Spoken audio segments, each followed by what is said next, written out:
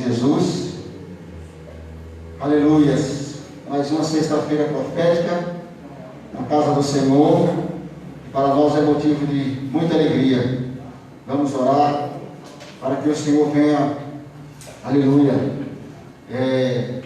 falar conosco através dos louvores, porque a palavra do Senhor nos diz que o Senhor habita em meio aos louvores.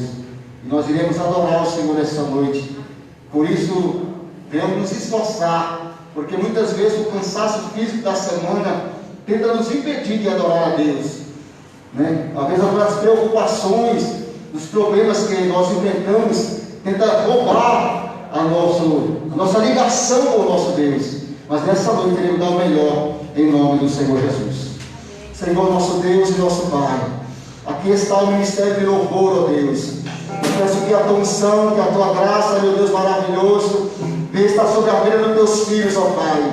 Nós iremos juntos, ó Deus amado, levantar as nossas mãos e te adorar e exaltar o teu santo nome, ó Pai. Eu te peço, Pai maravilhoso, recebe nesta noite, ó Senhor, o nosso louvor, a nossa oração, Pai querido, em nome de Jesus, para a tua glória. Amém, Senhor. Louvado seja teu nome, Pai. Aleluia.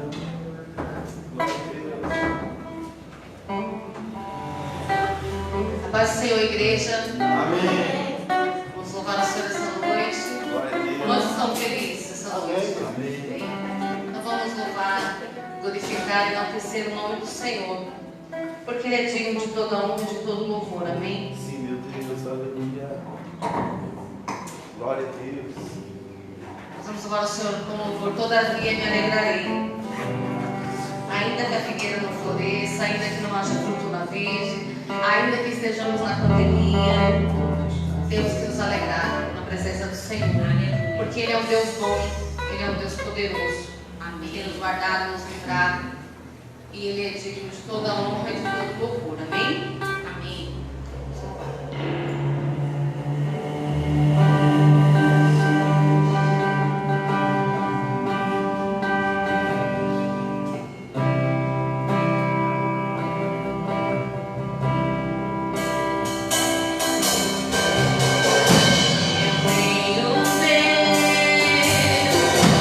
Não vai deixar, não me matar.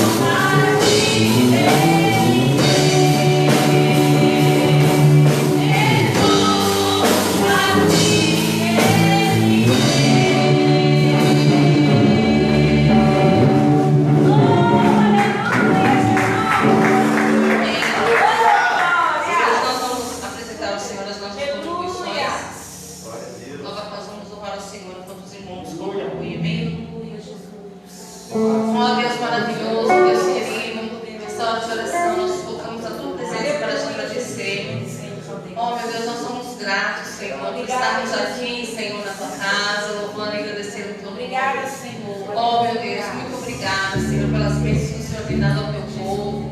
O Senhor não tem deixado faltar nada ao teu povo, Senhor. Oh, meu Deus querido, venha suprir a cada dia mais, Senhor, a necessidade de cada um de nós, Senhor. O Senhor conhece, Senhor, aquilo que nós precisamos, aquilo que nós necessitamos, Senhor.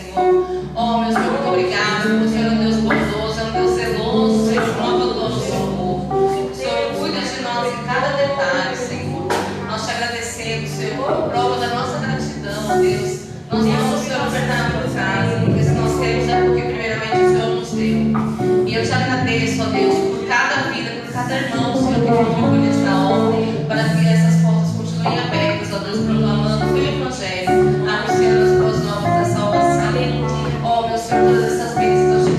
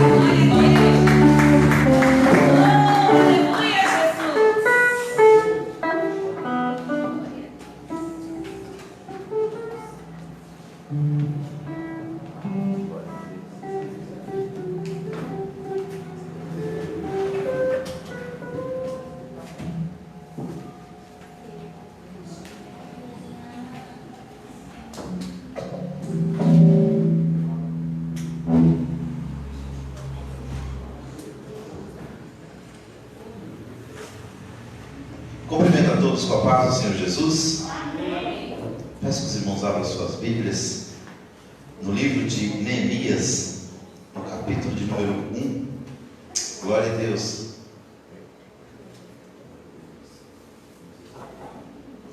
Neemias capítulo 1. Nós vamos ler alguns versículos aqui para a nossa meditação nesta noite. Glória a Deus. Capítulo 1. Deixa eu ver certinho os versículos.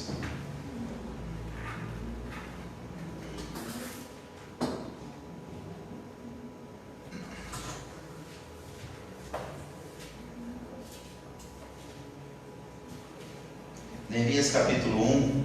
Vamos ler a partir do versículo de número... Vamos ler a partir do versículo 1. Neemias capítulo 1, versículo 1 em diante. Glória a Deus. Diz assim a palavra do Senhor. As palavras de Neemias, filho de Acalias, este sucedeu no mês de Quisleu, no ano 20º, estando eu em Suzã, a fortaleza, que veio Anani, um dos meus irmãos, ele e alguns de Judá, e perguntei-lhes pelos judeus que escaparam e que restaram do cativeiro e acerca de Jerusalém. E disseram-me: os restantes que ficaram no cativeiro, já na província, estão em grande miséria e desprezo, e o muro de Jerusalém fendido, e as suas portas queimadas a fogo. E sucedeu que, ouvindo eu estas palavras, assentei-me e chorei, e lamentei por alguns dias, e estive jejuando e orando perante o Deus dos céus. E disse: ah, Senhor Deus dos céus, Deus grande e terrível, que guarda a aliança e a benignidade para com aqueles que o amam e guardam os seus mandamentos. Estejam, pois, atentos os teus ouvidos e os teus olhos abertos, para ouvires a oração do teu servo, que hoje faço perante ti, dia e noite, pelos filhos de Israel, teus servos. E faço confissão pelos pecados dos filhos de Israel, que temos cometido contra ti. Também eu e a casa de meu pai temos pecado. De todos nos corrompemos contra ti, e não guardamos os mandamentos, nem os estatutos, nem os juízos que ordenaste a Moisés teu servo. Lembra-te, pois, da palavra que ordenaste a Moisés teu servo, dizendo: vós transgredireis, e eu vos espalharei entre os povos, e vós vos convertereis a mim, e guardareis os meus mandamentos, e os cumprireis. Então, ainda que os vossos rejeitados estejam na extremidade do céu, de lá os ajuntarei, e os trarei ao lugar que tenho escolhido, para ali fazer habitar o meu nome. Eles são teus servos, e o teu povo, que resgataste com a tua grande força e com tua forte mão. Versículo 11. Ah, Senhor, estejam, pois, atentos os teus ouvidos à oração do teu servo e à oração dos teus servos, que desejam temer o teu nome, e faze prosperar hoje o teu servo, e dá-lhe graça perante este homem. Então era eu copeiro do rei. Amém? Vamos orar? Pai, temos lido a tua palavra, Senhor, e ela sempre traz para nós, meu Deus querido, um bom conselho, uma boa orientação. Ela sempre traz para nós, ó Pai querido, uma edificação espiritual. Ela sempre traz para nós alento e conforto para a nossa alma. E eu tenho certeza que nesta noite não será diferente, Senhor.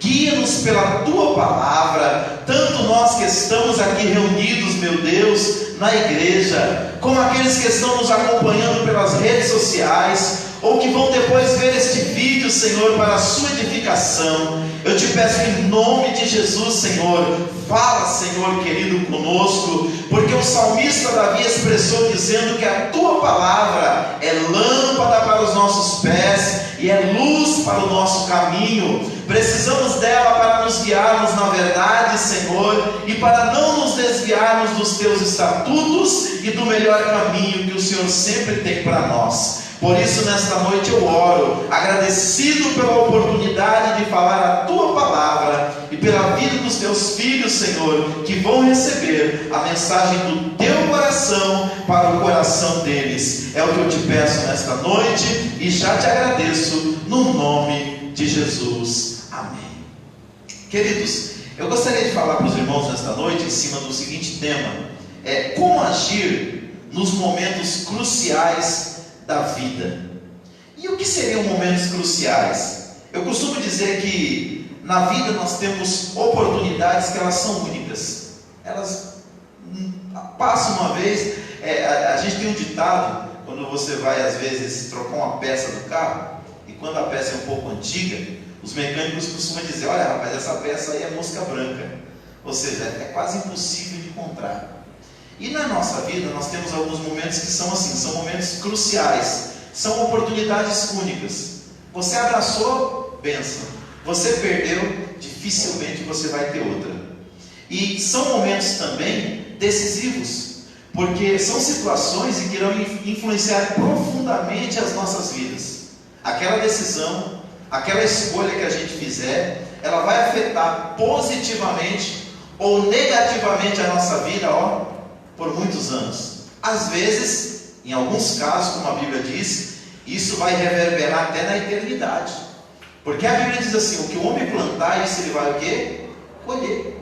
E a Bíblia fala que aquele que planta na carne, da carne vai colher a destruição. Mas o que planta no Espírito, do Espírito ele vai colher o quê? Vida eterna. Então são decisões que a gente toma que pode afetar a nossa vida presente, nossa vida futura e ainda a nossa vida eterna. Isso é aquilo que nós chamamos de momentos cruciais.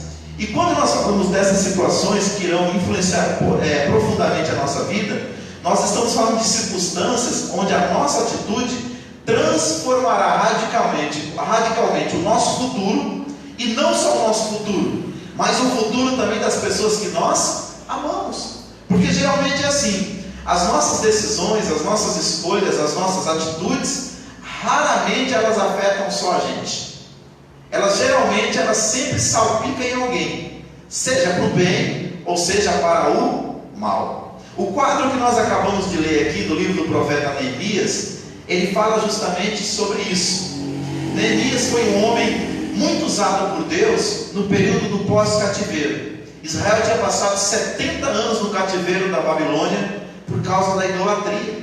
E também durante 490 anos eles não têm respeitado o ano sabático. O que era o ano sabático? Deus fez uma promessa para Israel. Deus disse assim: olha, durante 6 anos, quando vocês entrarem na terra de Canaã, vocês vão plantar. Só que no 7º ano é ano para a terra descansar. Não é para vocês pegar numa enxada, pegar numa pá, pegar numa semente, porque os 6 anos que vocês plantaram, eu, o Senhor, vou abençoar vocês de forma tão grande que no 6º ano vocês vão ter tanta providência em vossos celeiros, que no 7º ano vocês não vão precisar colocar a mão na terra. Esse 7º ano é para a terra descansar, e nesse 7º ano é para vocês se dedicarem mais a mim. Israel, irmão, ficou na terra durante 490 anos. E segundo a Bíblia, e segundo os estudiosos da Bíblia, Israel não cumpriu literalmente um ano sabático.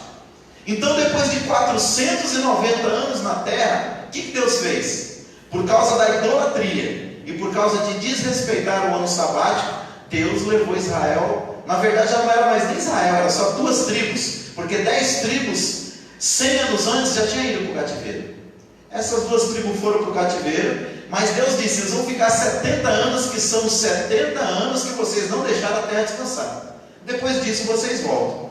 Cumprindo-se o período, irmãos, o povo começou a voltar, conforme a profecia do profeta Jeremias. Só que tem um porém: quando eles chegaram em Jerusalém, Jerusalém não era nada do que eles tinham deixado.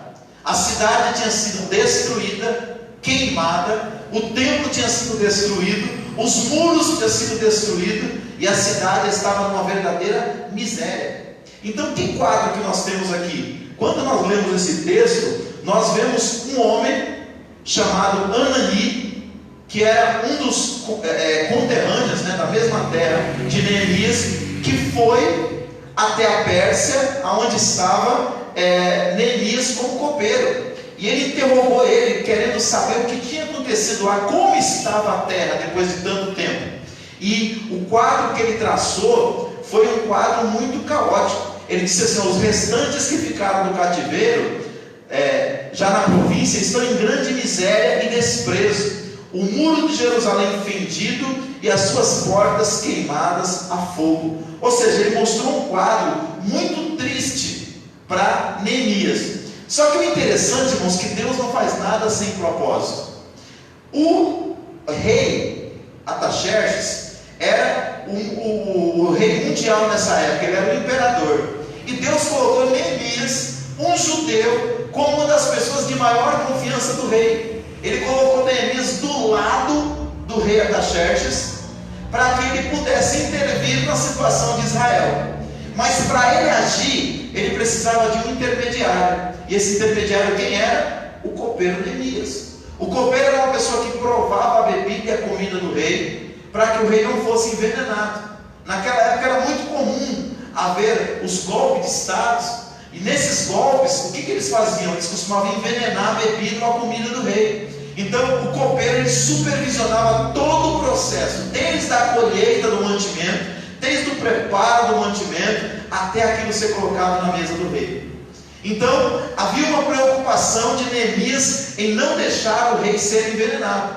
Por isso ele era um dos homens da maior confiança do rei. E diz a palavra de Deus que quando ele ouviu tudo isso aqui, o texto fala que ele ficou muito triste. E a partir daqui eu quero extrair algumas lições para a nossa vida.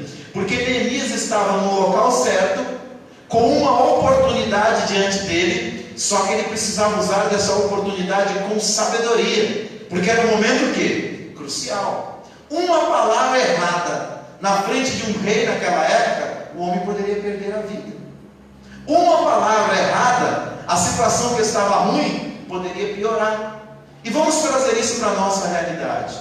Na nossa vida não é diferente, irmãos. Existem momentos na nossa vida que uma palavra pode resolver todos os problemas, mas uma palavra nossa também pode colocar tudo a perder. Então a gente precisa cada vez mais repensar as nossas decisões, as nossas atitudes, baseado na palavra de Deus, porque Deus sempre trará para nós um conselho certo, para a hora certa, para o momento certo. Mas para isso nós precisamos o quê? Conhecer as Escrituras. A palavra de Jesus para os grandes sacerdotes e escribas da sua época foi: errais por não conhecer as Escrituras e o poder de Deus. Em outro texto bíblico ele disse assim: examinais as Escrituras, porque cuidai ter nelas a vida eterna, e são elas que de mim testificam. Então Jesus ele foi um homem apegado à palavra. Ele orientou o povo a ser apegado à palavra, e o ministério dele foi um ministério educativo nas Escrituras Sagradas, porque ele sabia que a palavra é um guia eficaz para a nossa vida, para cada momento da nossa história. Então a primeira coisa que eu aprendo com esse texto, irmãos, é que o que nós devemos fazer em momentos cruciais da vida? Primeiro, nós devemos se preocupar com as pessoas além de nós mesmos. Gente, nós estamos vivendo num tempo em que o egoísmo tem tomado conta da humanidade. Cada um só se preocupa com o seu umbigo. Estou exagerando? E por causa disso, a gente vê muitas das vezes as pessoas se destruindo, ou até mesmo se autodestruindo. Porque quando eu sou egoísta e eu só olho para o meu problema acaba sendo o problema do outro também, porque nós vivemos em comunidade. Ninguém vive isolado. Então, quando eu não me preocupo com o outro, eu também não estou me preocupando comigo mesmo. Porque numa cidade, numa sociedade, numa família, quando um sofre, todos sofrem. Então, Neemias era copeiro, então ele estava muito bem. A situação dele era privilegiadíssima. O homem, para chegar a ser copeiro, na verdade ele não era qualquer um. Ele tinha que ter um grande aval do rei. Então geralmente era um homem que vivia com muita regalia, era um homem que tinha uma excelente oportunidade de convívio, tinha um estado social muito bom. Então a posição dele era muito boa. Mas Neemias, irmãos, também se preocupou com seus compatriotas. Então ele se preocupou também com o seu país, com a sua cidade. Ele se preocupou com a sua origem, a nação de onde ele veio. Nós lemos aqui no texto que ele perguntou para Anani como estava o local onde era a sua pátria. Mesmo estando bem lá na Pérsia, mesmo estando bem lá em Suzã, que era chamada Fortaleza, ele tinha uma preocupação com o todo. Nós no Brasil, irmãos, muitas das vezes, e esse é o mal do brasileiro, muitas vezes o nosso país não melhora, porque, eu estou falando todo mundo, mas muita gente só preocupa consigo, não se preocupa com o próximo. Haja vista a época das eleições. As mesmas pessoas que nos fazem grandes promessas, como se estivesse preocupado com a gente, passadas as eleições, a maioria deles se tornam inacessíveis. Quando é época de eleição, ele vem na periferia, ele entra na comunidade, ele abraça, fica até com cheiro de pobre. Passou a eleição, eles esquecem da gente. Então, só que assim, a gente reclama dos nossos políticos, mas toda nação tem um político que merece. Essa época é uma época de muita gente estar trocando voto por uma cesta básica. Às vezes sabe que o cara não presta, mas porque o cara promete qualquer coisa, a pessoa vai lá ou porque dá qualquer coisa. E isso até no meio das igrejas. A gente conhece pessoas que não têm um pingo de consideração no tocante a isso. Se para conseguir aí uns 2, 3 mil reais, ele tiver que vender a mãe, ele vende. Isso demonstra egoísmo. Então, em termos gerais, irmãos, Neemias tinha uma preocupação com a sua nação. Para pensar, nós temos duas cidadanias, uma é eterna, mas nós vamos viver muitos anos nessa nação. E tudo que a gente faz afeta para o bem ou para o mal aqueles que estão ao nosso redor. Começando dentro da nossa casa. De onde que vem os grandes conflitos nos lares e nas famílias? É do egoísmo. Ah não, mas é a minha vida. Não, mas eu já tenho idade para tomar as minhas decisões. Você não tem nada a ver com isso. Não, toda decisão que é tomada em comunidade, seja na família, seja na igreja, ou seja na sociedade como um todo, reflete na vida dos outros, pro bem ou pro mal. Então, a primeira coisa que eu preciso fazer quando eu tenho uma decisão crucial para tomar na vida, é me preocupar com as pessoas além de mim mesmo. Mas em segundo lugar, quando nós estamos em momentos cruciais na nossa vida, nós precisamos tomar decisões relevantes, que terão consequências importantes. Nós precisamos, sabe o que? Buscar a Deus.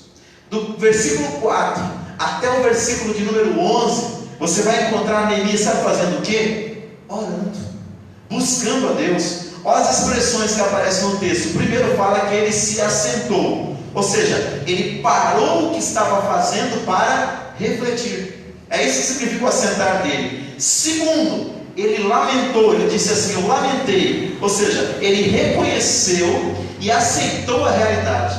Sabe por que muitas vezes a vida da gente não muda, irmãos? Porque a gente não aceita a nossa própria realidade. A gente acha que a gente está numa realidade melhor e na verdade a gente não está. A gente precisa traçar com frieza o quadro que nós estamos vivendo. Porque é aquele ditado, né? Hoje a ficha não cai mais, né? Hoje não tem mais nem orelhão para cair ficha. Mas na minha época ele dizia assim: caiu a ficha, né? Quando cai a ficha para a pessoa, é um ditado que significa: a gente caiu na real. Por que a vida do filho pródigo mudou na parábola de Jesus, lá no capítulo 15 de Lucas? Ele estava na regalia da casa do pai. Ele foi parar onde? Lá no meio dos porcos, porque desperdiçou toda a sua herança. Desejava comer a ração que os porcos comiam e ninguém lhe dava nada. A Bíblia usa a seguinte expressão, saiu da boca de Jesus: ele caiu em si, ou seja, ele entendeu a sua realidade. As pessoas geralmente que conseguem sair do vício das drogas são aquelas que caem na realidade. São aqueles que dizem assim: peraí, eu estou num poço, que não tem fundo, eu estou num beco sem saída e eu preciso de ajuda. Quando essas pessoas reconhecem isso, que eles recorrem à ajuda e valorizam a ajuda que está sendo dada, ela consegue se libertar das drogas na sua grande maioria. Aquele que acha, não, mas eu vou conseguir sair sozinho, eu vou conseguir me libertar sozinho, sem a ajuda de Deus, sem a ajuda de pessoas, dificilmente. Então, o que aconteceu aqui? Primeiro, ele assentou, ou seja, ele parou o que estava fazendo para refletir. Segundo, ele lamentou, ele reconheceu e aceitou que a realidade lá era caótica. Terceiro, a Bíblia diz que ele jejuou e orou. Ele buscou resposta e direção em Deus. E ele começou isso, sabe aonde? A Bíblia usa aqui a expressão, lá no versículo 1, no mês Quisleu. Quisleu, no calendário judaico, é dezembro. Sabe quando foi que ele foi conversar com o rei? No mês de março. Então ele passou dezembro, janeiro, fevereiro e março, orando, jejuando, refletindo e lamentando. Ou seja, ele deixou a situação amadurecer o coração dele diante de Deus. Então o que nós precisamos fazer? No momento crucial da vida, primeiro, se preocupar com os outros antes de tomar atitude. Segundo, pensar que essas decisões relevantes são muito importantes e que nós precisamos buscar a direção de quem? De Deus. Então foi o que Neemias fez, e ele começou a orar. Terceiro, esteja atento às oportunidades que Deus vai te dar como resposta à sua busca. Ou seja, tenha expectativas boas, porque eu já vi um monte de gente orar e a pessoa não tem expectativa da resposta de Deus. Se você não tem expectativa na resposta de Deus, sabe o que acontece? Deus fala e você não ouve. A oportunidade aparece e a gente não abraça. Por quê? Porque nós oramos mais como lamento, nós oramos mais como reclamação, nós oramos mais como desabafo, mas nós não oramos pensando que o Deus da Bíblia é um Deus pessoal, é um Pai. A Bíblia fala que Ele é bom e que Deus é bom o tempo todo e que Ele se compraz em ajudar, em abençoar, em cuidar dos seus filhos. Amém, irmãos? Então para pensar, quando ele começou a orar, ele começou a buscar Deus. Ele assentou, ele lamentou, ele jejuou e orou, e ele buscou resposta de Deus. E aí o que ele fez? Ele ficou aguardando uma oportunidade. Sabe qual a palavra de Deus que ele entrega no meu coração para eu passar para a igreja hoje, para aqueles que nos acompanham pelas redes sociais? Querido, você está orando acerca de algo e Deus vai te dar a resposta. Só que tem um porém: você precisa estar atento, você precisa ficar de ouvidos abertos. Olha o que diz Neemias no capítulo 2, no versículo 1, 2 e 3. Sucedeu, pois, no mês de Nisan, no ano 20º, eu disse que ele orou lá em Quisleu, dezembro. Agora ele está em Nisan, março. E sucedeu, pois, no mês de Nisan, no ano 20º, do rei Artaxerxes, que estava posto o vinho diante dele, e eu peguei o vinho e dei ao rei. Porém eu nunca estive triste diante dele. E o rei me disse: por que está triste o teu rosto? Pois não está doente. Não é isto senão tristeza de coração. Então eu temi sobremaneira. Porque, irmãos, para servir diante dos reis daquela época, você tinha que chegar sempre sorrindo. O rei não gostava de pessoas negativas do seu lado. Outra coisa, aquela tristeza poderia demonstrar uma preocupação. Essa preocupação poderia ser que essa pessoa tinha traído o rei e tinha envenenado o seu alimento. Se ele não respondesse direito ali, né, não está no texto aqui, mas se você pesquisar você vai descobrir isso. O rei poderia desconfiar que aquele ser, pensa, uma pessoa quando está fazendo a coisa errada, a gente que é pai, não é assim? Você entrou dentro de um cômodo, o filho está aprontando alguma coisa, ele vem de lá assim, você bateu ali no rosto dele, criança, adolescente, ele está todo desconcertado. É outra fisionomia, é outro rosto. Então quando o rei olhou para Neemias, você pensa que essa pergunta aqui foi uma pergunta positiva? Não. O rei falou: peraí, esse copeiro está meio esquisito hoje. Que tristeza é essa que está no seu olhar? Que preocupação é essa no seu olhar? Aí o rei já começa a pensar besteira. Será que esse cara não envenenou minha comida? E está com medo de eu descobrir? Ou de alguém descobrir ele ser morto? Ou seja, isso acontecia direto. Então, olha o que Neemias fez.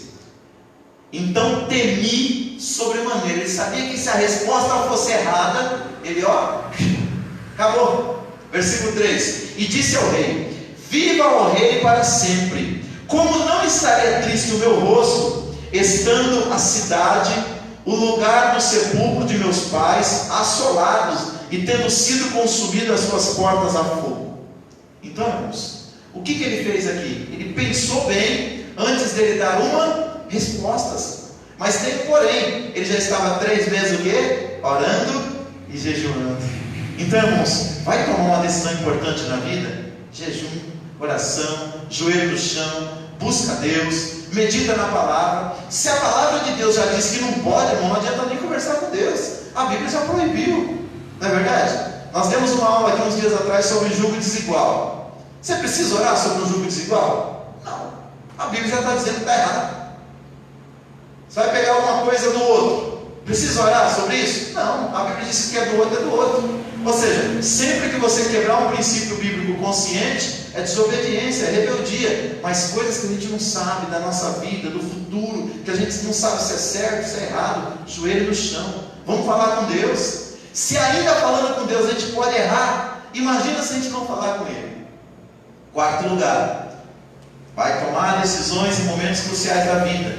4º lugar, reconheça que Deus colocou pessoas em sua vida para te abençoar. É sempre assim.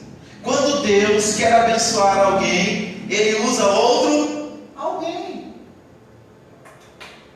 Deus pode até usar os anjos. A Bíblia fala lá em Hebreus capítulo 1 que eles são espíritos ministradores enviados a serviço daqueles que hão de herdar a vida eterna. Só que na maioria das vezes, o anjo é uma pessoa. A palavra anjo significa mensageiro.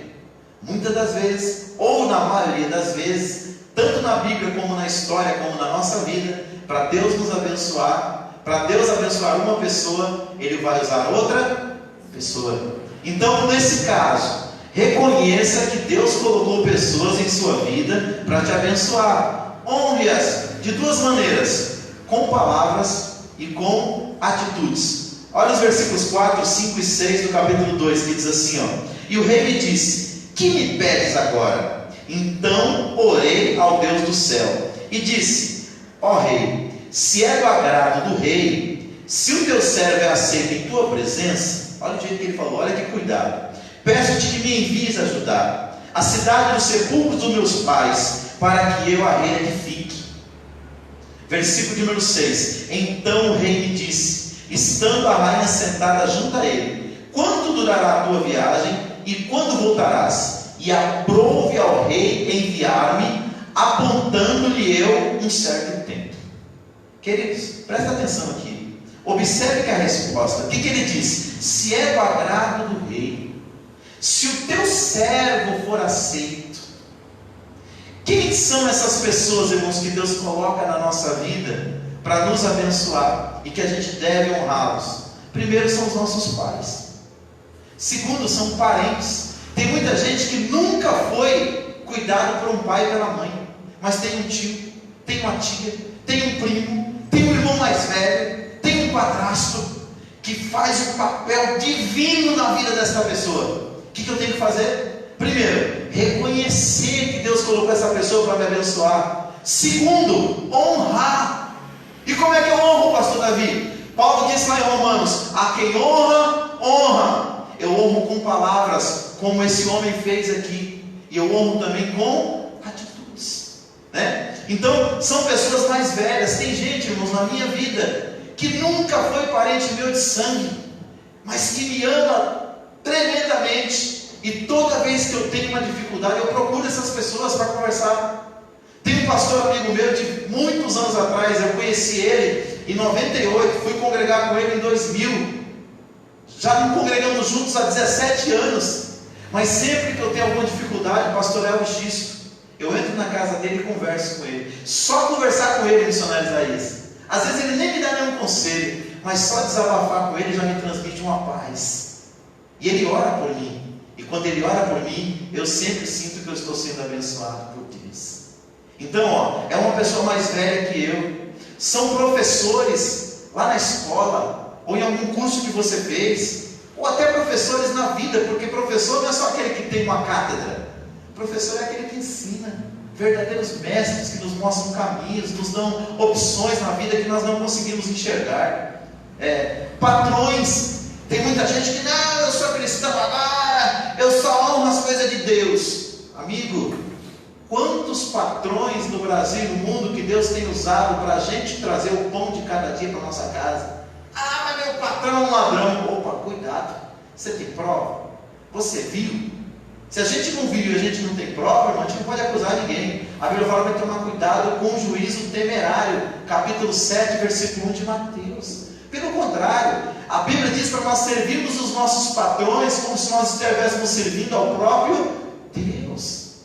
Ou seja, a quem honra, honra. Tem muita gente que não consegue progredir na vida porque não aprende a honrar nem pai, nem mãe, nem professor, nem pastor, nem patrão, nem chefe, nem líder, nem presidente, nem governador, nem prefeito. Irmãos, são autoridades constituídas por Deus.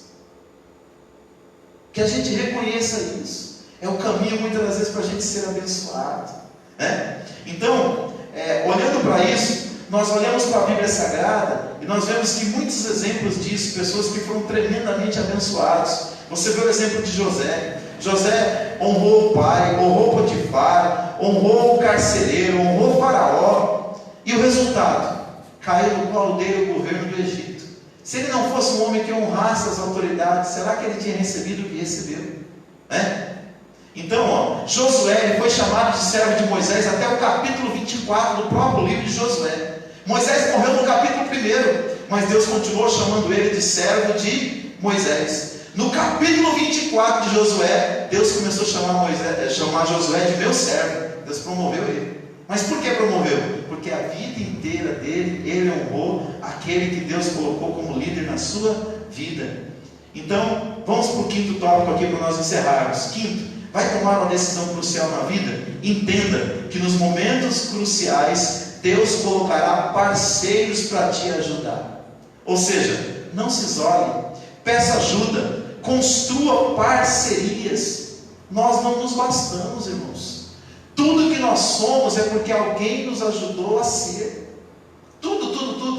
Eu fico vendo nosso pessoal aqui louvando a Deus, glorificando o nome do Senhor com os instrumentos. Quando a gente começou há 2 anos atrás, ninguém sabia praticamente nada. Pouquinho, quase nada.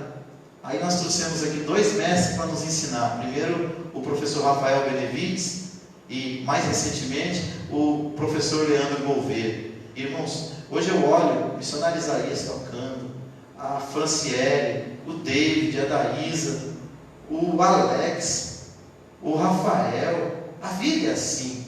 O que acontece? Deus prepara parceiros para nos ajudar. Quando você entrar no ambiente, comece a fazer amizades. Tem gente que entra no ambiente e começa a fazer inimizade. Não, tenta fazer amizade. Porque são essas amizades que vão te socorrer na hora da sua dificuldade. Tem um ditado popular que diz assim: quem tem amigo não passa necessidade. Lembra da viúva da botija? Que o profeta profetizou para ela: pega a tua botija de azeite aí, pega vasos emprestados, se não poucos, e enche eles.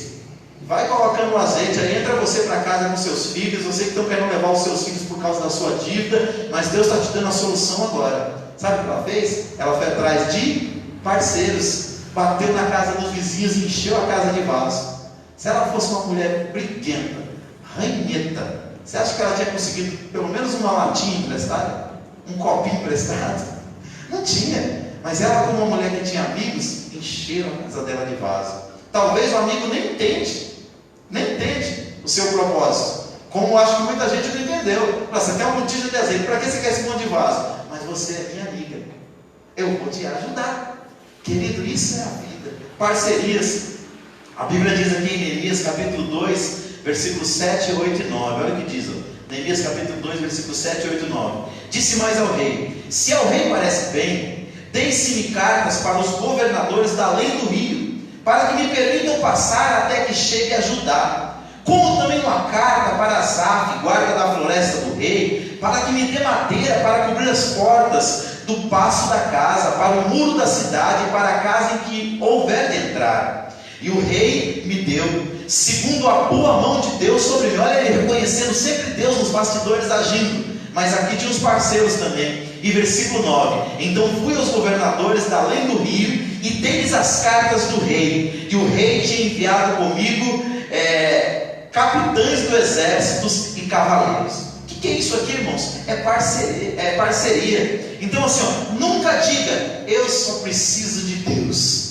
Eu já ouvi gente dizer muito isso. Não, eu não dependo de ninguém, eu dependo só de Deus. Meu irmão, que conversa feia. A gente até para nascer, a gente já nasce dependendo. Primeiro que você veio no ventre de alguém. Segundo que tem que ter no mínimo uma parteira ou um parteiro para tirar você para fora. É assim ou não é? Hoje tem toda uma estrutura, uma junta médica. Para morrer, tem que ter pelo menos 6 para carregar o caixão. É ou não é? Tem que ter alguém para vestir, porque do hospital geralmente você sai pelado, com um paninho cobrindo as vergonhas. Então, irmãos, a vida é assim. A vida é dependência o tempo todo. Então, quanto mais parcerias a gente tiver, menor será a nossa carga. Agora, quanto menos parceiro eu tiver, quanto mais inimizade eu fizer, mais a minha vida será pesada. Então, nos momentos cruciais na vida, entenda que nesses momentos Deus colocará parceiros para te ajudar. Portanto, não se isole. A palavra hoje do mercado é network, né? Rede de relacionamentos. Crie uma rede de relacionamentos, né? Então, ou seja, tem amigos, não só amigos virtuais, mas amigos reais, que na hora da sua dificuldade você poderá contar com eles. Então, nunca ache que a bênção de Deus é fato isolado. Ela só vem por intermédio de pessoas. O grande Daniel, irmãos, o grande Daniel, eu digo grande porque a Bíblia chama ele de grande. A Bíblia coloca ele entre os 3 homens mais piedosos da história. Quem coloca é Deus. Diz que Jó, Noé e Daniel foram os 3 homens mais piedosos da história. Está lá na Bíblia, no livro de Jeremias. Ele tinha 3 amigos: Ananias, Misael e Azarias. No dia da maior crise na vida dele, sabe o que ele fez? Chamou os 3 para orar. Elias tinha Eliseu. Noé tinha pelo menos os 3 filhos e as 3 noras. Porque quando ele entrou para dentro da arca, entrou ele, entrou os 3 filhos e as 3 noras. Que exemplo, né, irmãos? E a esposa. Mas eu digo assim, mais longe, ele conseguiu trazer para dentro da arca as 3 noras. Eu acho que tem muito sogro aí que, se depender da nora, vai faltar até mão para pegar no caixão para carregar, né? Mas o que a gente precisa, irmão, criar essas parcerias, essas amizades ao longo da vida, né? Aquela música do Roberto diz muito disso, né? Eu quero ter 1 milhão de amigos, né? 1 milhão de amigos acho que é só no Instagram. No Instagram não, no YouTube. Porque até nas redes sociais tem um limite. Mas, querido, que você imponha isso para você. Eu preciso de pessoas, eu preciso me relacionar, eu preciso me abrir. Porque nisso a gente cresce, a gente desenvolve, a gente aperfeiçoa a nossa vida. Então, nós precisamos, irmãos, muito de ajuda.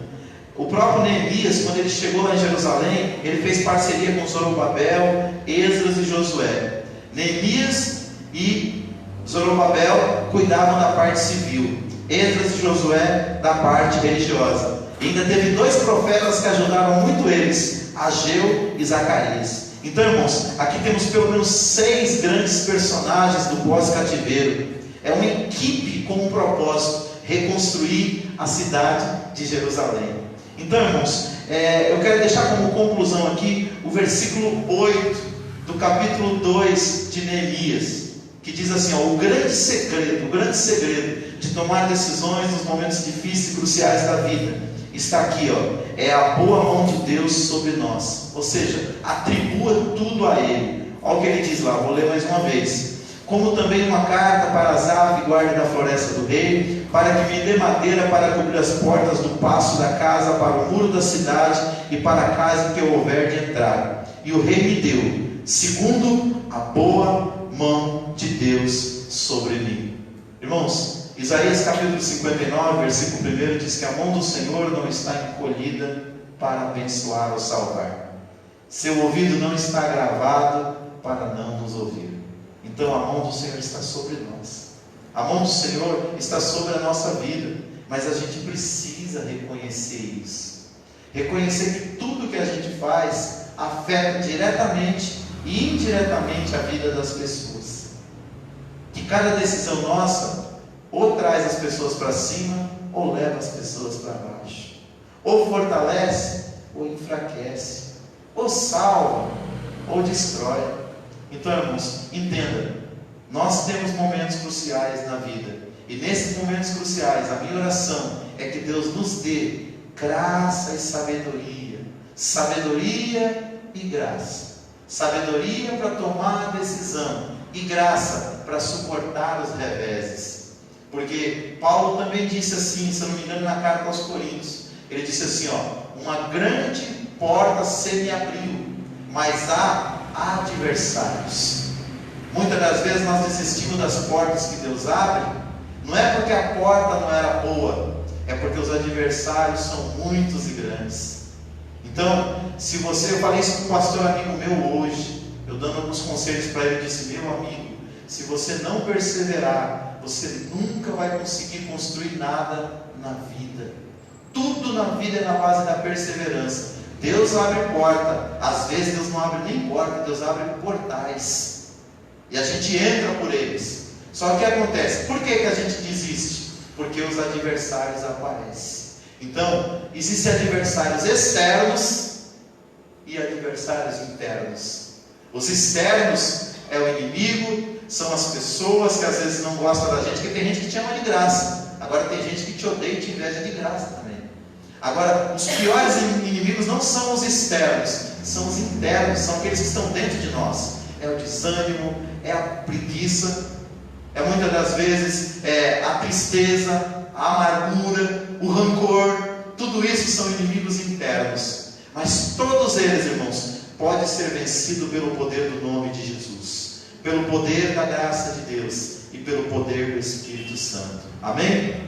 Te convido a estar em pé. Nós vamos orar a Deus e vamos pedir para Deus, Senhor, outros momentos cruciais virão. O que passou, passou. Não dá para voltar e começar de novo, mas dá para seguir em frente e ter um final melhor do que lá atrás. Amém, queridos? Vamos agradecer a Deus. Domingo, 18 horas, estamos aqui orando a Deus, e às 18h30 estamos começando o nosso culto de Santa Ceia, o antepenúltimo do ano de 2020, se Jesus não vier. Amém? Falta apenas 3 Santa Ceia para nós encerrarmos mais um ano, e estamos cada dia mais próximos de Jesus. Amém? Pai, nós te agradecemos pela tua palavra, Senhor, que sempre nos instrui, que sempre nos orienta, meu Deus. Senhor, Neemias esteve diante de um momento crucial, ó Pai, e ele buscou a Ti, e o Senhor dirigiu os seus passos, ó Deus, e as escolhas e as decisões que ele tomou, Senhor, foram as melhores para a sua vida, para a nação de Israel, para os seus compatriotas e conterrâneos, ó Deus. E ele entrou para a história, meu Deus, como reedificador dos muros de Jerusalém, da cidade, junto com Zorobabel, junto com Ageu, com Zacarias, junto com Josué, o sacerdote, junto com Esdras, Senhor querido, o grande escriba e sacerdote. Senhor, em nome de Jesus nós te pedimos, não nos deixa tomarmos decisões erradas, fazemos escolhas, meu Deus querido, precipitadas, mediante aquilo que o Senhor tem colocado diante de nós. Abençoa a tua igreja, Pai, os teus servos que estão aqui nesta noite, que suas escolhas e decisões sejam pautadas pelo teu Espírito, pela perseverança, pela busca do Senhor, pela tua palavra, Senhor Deus, e aqueles que nos acompanham também pelas redes sociais, que eles possam ser tocados pelo teu Espírito e dirigidos pela tua palavra, Senhor. Aqueles que ainda não te conhecem, que nesta noite possam tomar a melhor decisão de suas vidas, que é entregar o seu coração para serem salvos, libertos e transformados pelo poder do teu Evangelho. Deus, aquele que se afastou da casa do Pai, é tempo dele tomar a atitude do filho pródigo, cair em si, se levantar e retornar para os teus braços, ó Deus. E aquele que já estar na tua presença. Fortalece pelo teu Espírito, dirige com sabedoria as escolhas e decisões, e que a tua bênção, Pai, esteja sobre cada um de nós. Que nós não nos isolemos, meu Deus, antes que a cada dia busquemos novas parcerias, novos amigos, pessoas de caráter íntegro e justo, que vão nos fortalecer, e que nós nos fortaleceremos também, Senhor. Que nós possamos honrar aqueles que têm abençoado a nossa vida, sejam pais, sejam patrões, sejam pastores, sejam chefes e líderes e supervisores no nosso ambiente de trabalho, sejam os nossos governantes, ó Pai. Eu oro por todas as pessoas que ao longo das nossas vidas têm nos abençoado, e eu os abençoo em nome de Jesus. Sejam parentes de sangue, sejam amigos, sejam colegas, sejam líderes, ó Pai, espirituais ou profissionais, eu os abençoo em nome de Jesus, ó Pai, por tudo que fizeram por mim e por tudo que fazem pelas pessoas. Em nome de Jesus nós oramos pela autoridade do nosso país máximo, que é o nosso presidente, os governadores que são líderes do estado, e os prefeitos que são os líderes municipais. Deus, abençoa essas eleições, ó Pai. Pedimos que o Senhor dirija nós, para nós escolhermos as melhores pessoas, ó Pai, para nos representar. Mas dirige também, Senhor, os candidatos, para que tenham idoneidade e honestidade, Senhor. Deus, transforma o Brasil por todas as vias possíveis e necessárias, ó Deus. Oramos por eles, como manda a tua palavra, levantarmos as nossas mãos sem ira e sem contenda, e orarmos, intercedermos pelas autoridades constituídas, ó Pai. É isso que eu te peço, e é isso que eu profetizo para esta nação, Senhor. Existem países muito melhores para se viver do que o Brasil, então é possível nós melhorarmos, sim, Senhor. Existem países muito piores que o Brasil, então é possível nós piorarmos também. Nos ajuda como igreja, Pai, a cumprirmos o nosso papel intercessório, profético, meu Deus querido, e evangelístico sobre a vida desta nação. É o que nós te pedimos, ó Pai, por bondade e por misericórdia, no nome de Jesus. Amém e amém. Que o grande amor de Deus, nosso Pai, que a maravilhosa graça de Jesus Cristo, seu Filho, e que a doce consolação do querido Espírito Santo seja com cada um de vós, não só agora, mas para todos sempre. Todos digam amém. Vamos aplaudir o nome do Senhor.